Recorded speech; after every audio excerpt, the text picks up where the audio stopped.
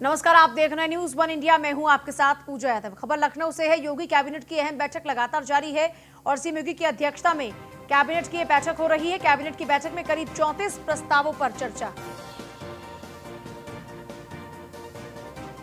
Cabinet की बैठक लगातार जारी है।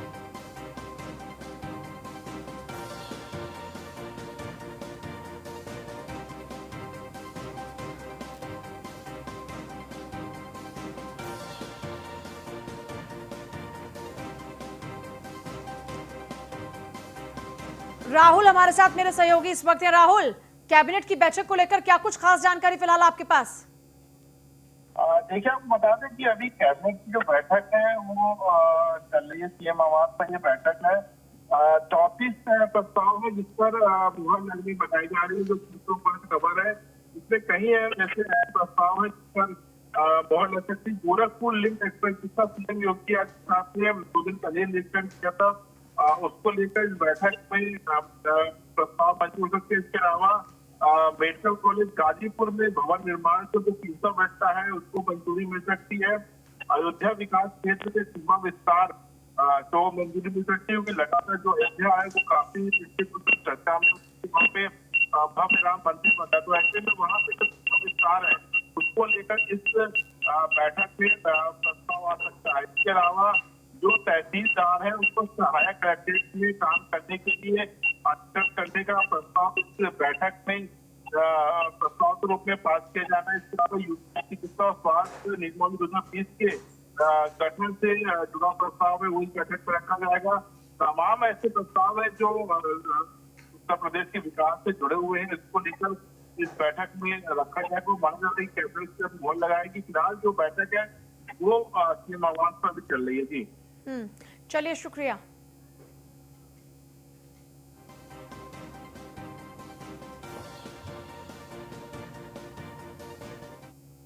सीएम योगी का गाजियाबाद दौरा। कैलाश मानसरोवर भवन का उद्घाटन करेंगे सीएम योगी आदित्यनाथ। करीब 70 करोड़ की लागत से बनकर तैयार हुआ ये भवन और सीएम योगी के दौरे को लेकर प्रशासन अलर्ट है। एसएसपी गलादी नेथानी ने कैलाश मानसरोवर भवन का जायजा भी लिया।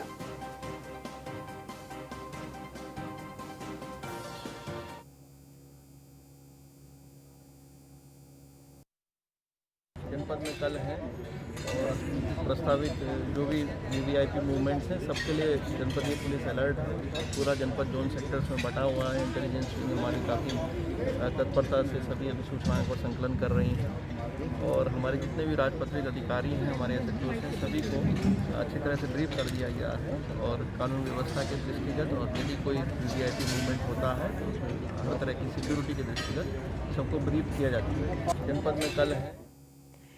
13 दिसंबर को मेरठ आएंगे सीएम योगी। कृषि यूनिवर्सिटी में आयोजित कार्यक्रम में शिरकत करेंगे। केंद्रीय पुस्तकालय का उद्घाटन भी करेंगे योगी।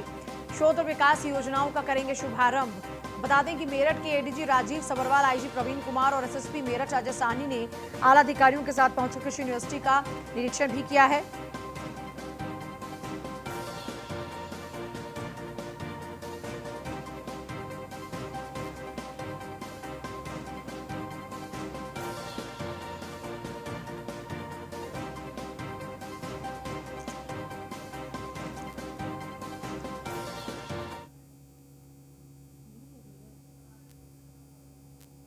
और देखिए, उस दौरान की तस्वीरें हैं जब निरीक्षण करने के लिए तमाम अधिकारी पहुंचे थे।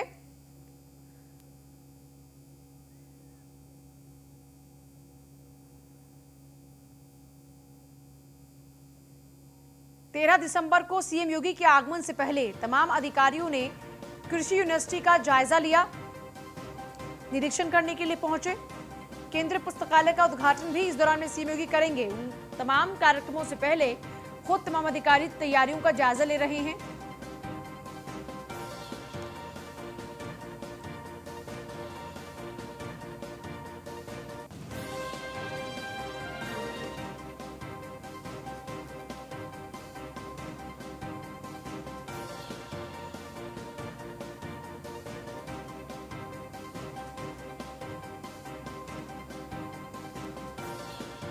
बड़े अधिकारियों ने कृषि यूनिवर्सिटी का निरीक्षण किया है। सीएम योगी के दौरे को लेकर प्रशासन पूरा अलर्ट मोड पर है और योगी के आगमन से पहले तमाम तैयारियों को पुख्ता किया जा रहा है। 13 दिसंबर को सीएम योगी आदित्यनाथ पहुंच रहे हैं और कृषि यूनिवर्सिटी में जो कार्यक्रम आयोजित है उन कार्यक्रमों में शिरकत कर रहे हैं और योगी केंद्रीय पुस्तकालय का उद्घाटन भी इस दौरान में करेंगे।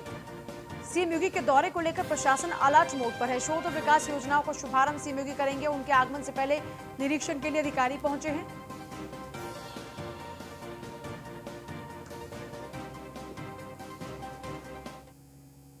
कृषि कानूनों के खिलाफ किसानों का प्रदर्शन जारी। आज गाजीपुर बॉर्डर पर उग्र हुआ किसान आंदोलन। किसानों ने बैरिकेड्स पार करने की कोशिश की, पुलिस ने रोका। तीनों ही कृषि कानूनों को वापस लेने की मांग कर रहे हैं किसान। आज गाजीपुर बॉर्डर पर किसानों ने मार्च भी निकाला। किसानों की दो टूक, जब तक कानून नहीं होते वापस तब तक जारी रहेगा प्रदर्शन।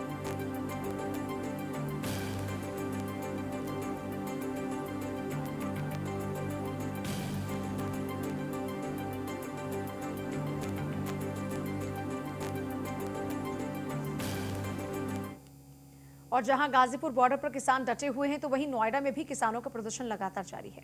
नोएडा में नाराज किसानों ने कृषि कानून के खिलाफ शव यात्रा निकाली। किसानों ने दलित प्रेरणा स्थल से शव यात्रा निकाली। सड़क पर शव का अंतिम संस्कार भी किया।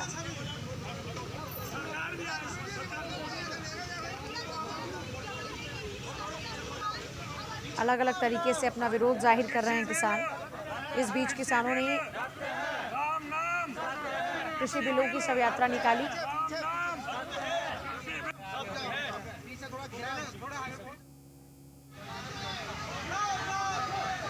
नोएडा में जबरदस्त तरीके से अब किसानों का ये आंदोलन बढ़ रहा है, पैर पसार रहा है। इस बीच किसानों के आंदोलन के मद्देनजर तमाम तैयारियां प्रशासन के स्तर पर भी की गई हैं। और फिलहाल ये तस्वीरें आपके सामने है नोएडा की, जहां पर किसानों ने शव यात्रा निकाली और उसके बाद देखिए किस तरीके से विरोध प्रकट किया है।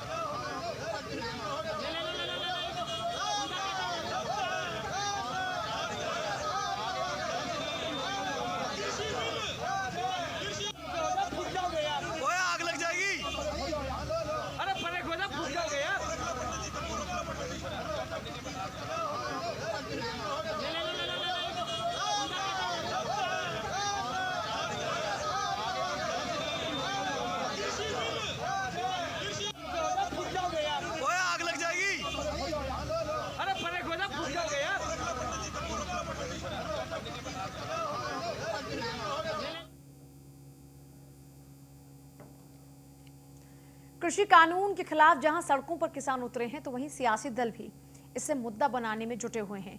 देखिए क्या कहना है समाजवादी पार्टी एमएलसी सुनील सिंह साजन का। भारतीय जनता पार्टी प्रचार तंत्र, पीआर एजेंसी, मैनेजमेंट, इन सारे फार्मूलों से सरकार बना ली और अब भाजपा वही सारे फार्मूले किसानों के खिलाफ प्रयोग कर रही है। जो काले कानून लेकर के आए, किसान उनको लेकर के धरने पर है। सरकार अभी तक लगातार बातचीत कर रही थी, कह रही थी हम रास्ता निकालेंगे। अब अहंकारी सरकार कह रही कि हम 700 जगह प्रेस कॉन्फ्रेंस करेंगे, देश में 700 चौपाले करेंगे। अरे आप 7 लाख कर लो, 7 करोड़ कर लो, चौपाले कर लो, लेकिन अब देश का किसान गुमराह होने वाला नहीं है। अब ये देश गुमराह होने वाला नहीं है। जब तक आप काले कानून वापस नहीं लेंगे, देश के किसानों का आंदोलन चलता रहेगा। समाजवादी पार्टी उसका समर्थन करती रहेगी और देर सवेर इस अहंकारी भारतीय जनता पार्टी की सरकार को देश के अन्नदाताओं के सामने घुटने टेकने पड़ेंगे और अपना काला कानून वापस लेना पड़ेगा। लखनऊ विकास प्राधिकरण की 170वीं बोर्ड बैठक संपन्न। मंडल आयुक्त एलडीए, वीसी, नगर आयुक्त समेत बड़े अधिकारी मौजूद रहे। बोर्ड बैठक में 8 प्रस्तावों पर मुहर लगी। सरसावा सामुदायिक भवन के लिए 4.515 हेक्टेयर भूमि उपयोग परिवर्तन प्रस्ताव। गोमती नगर विनम्र खंड में विद्युत सब स्टेशन 1674 वर्ग मीटर के लिए भू उपयोग चेंज। एलडीए के आवासीय भूखंड और फ्लैट ई ऑक्शन के माध्यम से होंगे। ऐशबाग इंडस्ट्रियल एरिया को नगर निगम को हैंडओवर करने का प्रस्ताव पास। पार्किंग स्टैंड का संचालन, रखरखाव नगर निगम को हस्तांतरित। देखिए, जनहित के सारे मुद्दे लिए गए थे, जिसके अंतर्गत विशेष रूप से जो केवल पार्किंग है, जो एलडीए के द्वारा कभी बनाई गई है पार्किंग, अभी वर्तमान में संचालित है, उन सभी पार्किंग को संचालन के लिए नगर निगम को हस्तांतरित किया जा रहा है। और साथ ही साथ जिन जगहों पे पार्क और पार्किंग एक साथ एलडीए के द्वारा है, उसमें एक ऐसे मॉडल को अपनाया जाएगा कि पार्क के संचालन से जो धनराशि आ रही है, जो फीस से, उससे पार्किंग की सुविधाएं भी और पार्किंग की धनराशि से पार्क की सुविधाओं को और ज़्यादा विकसित किया जाए। तो एक ये हाइब्रिड मॉडल भी इस पर बनाया जाएगा और जहाँ केवल पार्किंग है वो नगर निगम को हस्तांतरित किया जाएगा। इसके साथ ही साथ मल्टी स्टोरी नैन बसेरा के निर्माण के लिए नगर निगम के द्वारा एक ज़मीन भी उपलब्ध कराई जा रही है जो कि निःशुल्क उपलब्ध कराई जाएगी। तो इसका स्थलीय निरीक्षण करके इधर जगहों पे ऐशबाग के पास ही ये दूसरी ज़मीन भी है दुर्गापुरी मेट्रो स्टेशन के पास, तो इन दोनों स्थानों पे जो उपयुक्त होगा वहाँ पे इसका निर्माण किया जाएगा। देखिए बोर्ड बैठक में 8 प्रस्तावों पर मुहर लगी। सरसावा सामुदायिक भवन के लिए 4.5 हेक्टेयर भूमि उपयोग का प्रस्ताव मंजूर। गोमती नगर विनम्र खंड में विद्युत सब स्टेशन 1674 वर्ग मीटर के उपयोग के लिए प्रस्ताव।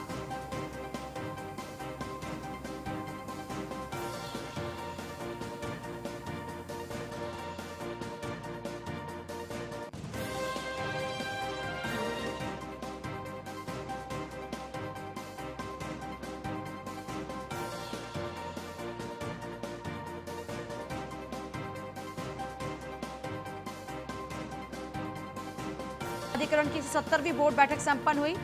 अश्विनी हमारे साथ हमारे संवाददाता जुड़ गए हैं। अश्विनी, जरा पूरी जानकारी चाहेंगे। निश्चित साधु आज जो अधिकरण की जो बोर्ड बैठक होती है वो 170वीं बोर्ड बैठक होती है। निश्चित तौर पर इसमें तमाम फैसले लिए गए जिसमें अगर देखा जाए तो भावना बेरोज सेवा विभाग जो है इसको लेकर के तमाम अहम फैसले लिए गए। उसका वहाँ आसपास का विकास, उसका औद्योगिकरण, जो औद्योगिक विकास है उसका उसकी प्रगति किया जाए, इन चीजों को लेकर बात के साथ साथ जो अभी तक जो एलडीए फील्ड होती थी तो वहाँ पर एलडीए का वो रहता था, लेकिन अब वो नगर निगम को हैंड ओवर की जाएंगी। साथ ही साथ जो उसका जो इनकम होगी वो शेयरिंग इनकम रहेगी। निश्चित तौर पर बड़ा फैसला लिया गया है जो बोर्ड की बैठक में। गोमती नगर के विनम्र खंड है वहाँ पर जो क्षेत्र भू उपयोग के उपयोग की जो जमीन है वो किस तरह से आवंटित की जाए, इन सब चीजों को लेकर के आज मुहिम बैठक हुई जी। चलिए अश्विनी, बहुत ही शुक्रिया आपका फिलहाल पूरी जानकारी के लिए। उत्तर प्रदेश का राज्य प्रभारी बनने के बाद पहली बार अलीगढ़ पहुंचे पूर्व केंद्रीय मंत्री राधा मोहन सिंह का भाजपाइयों ने जोरदार स्वागत किया। आगामी पंचायत चुनाव को लेकर कार्यकर्ताओं और संगठन की नब्ज टटोलने आए प्रभारी ज्यादा देर तक रुके तो नहीं, लेकिन कार्यकर्ताओं को पंचायत चुनाव में जुटने और जीतने का मंत्र जरूर दे गए। बंगाल सहित अन्य मामलों पर जब उनसे सवाल किया गया तो बचते नजर आए और बगैर कोई जवाब दिए वहां से चले गए।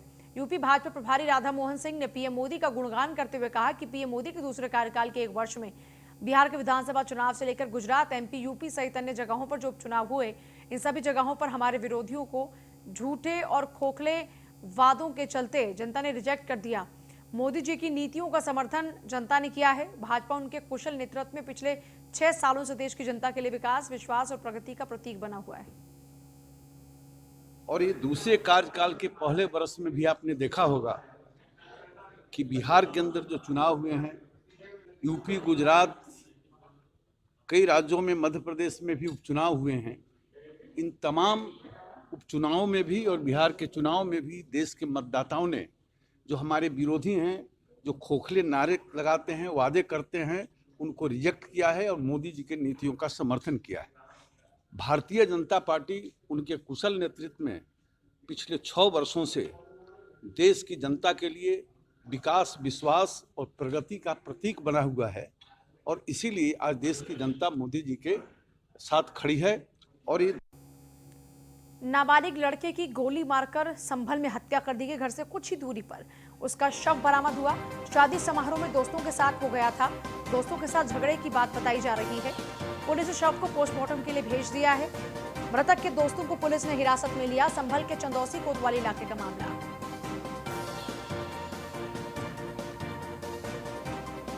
प्रदीप कुमार संवाददाता संभल से हमारे साथ हैं। प्रदीप, अभी तक इस पूरे मामले में पुलिस की कार्रवाई कहां तक पहुंची?